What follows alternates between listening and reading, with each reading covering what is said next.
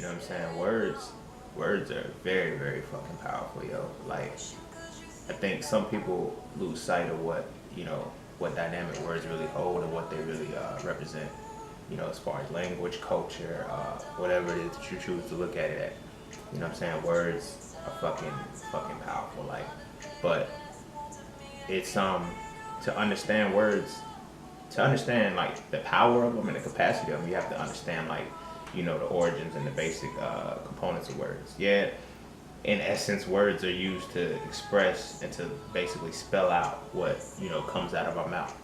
You know what I mean? So cultures, societies, they create a certain template of letters that can pretty much spell out and put to context what it is they're trying to say. So that's how words came about. But before words, you had to understand that you have letters, and even before letters, you had numbers. So it's very important to understand the dynamic between numbers and letters. In essence, numerology. Numerology does have a position in fucking birthdays and shit like that, but more importantly, it's relegated to a name. It's relegated to words. Every word has a numerical function that kind of goes and codifies with itself. So you got to understand that dynamic first, and then you understand that the languages, when they created their letters, their lettering systems, they correlated with the numbering system. And the numbers really only range from 1 to 9. You feel what I'm saying? Anything above that has to be broken down back to something within that range of 1 to 9. Everything is cyclic. So, like for example, the number 18 is the second cycle of 9. Number 27 is the third cycle of 9. You feel me? So it goes in cycles of how these numbers are, how the sequence of numbers are repeated. So I guess ancient times, when they go over numerology and shit, they correlate it to the letters of the alphabet. So in today's time, the alphabetical structure that we go to, yeah, numerology and numbers work towards it, but it's not the distinct numerological system. So I'm not gonna say the most ancient, but the most ancient that we understand is the Chaldean system. And the Chaldean system, it governs the numbers, and it patterns the numbers and letters differently, totally differently, to where the Pythagorean numbering system, which is what we're under today, like alphabet from A to Z, and then you have the numbers that correlate with that, goes from 1 to 9. It's totally different than the Chaldean, because the Chaldean seems to bounce around, but it had its significance.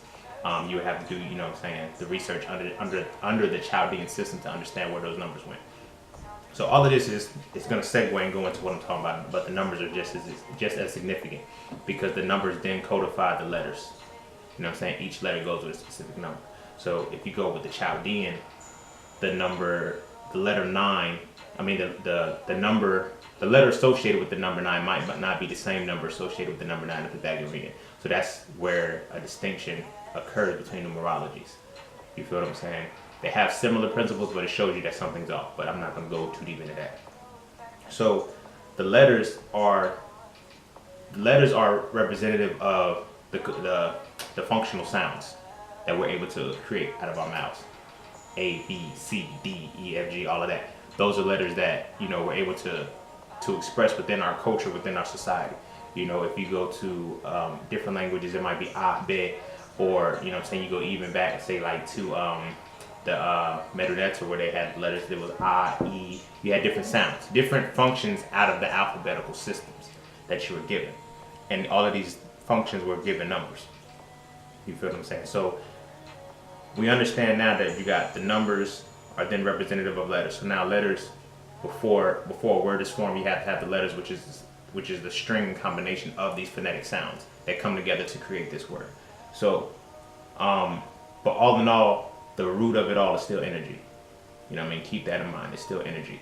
So if you say certain letters, you say certain sounds, you can get especially in today's time, you can get say a recorder, and you can see the wave patterns that goes, and everything oscillates up and down.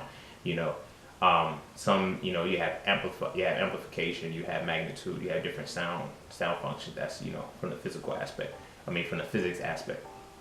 So keeping that in mind, when words are formed, they are they are kind of strategically placed.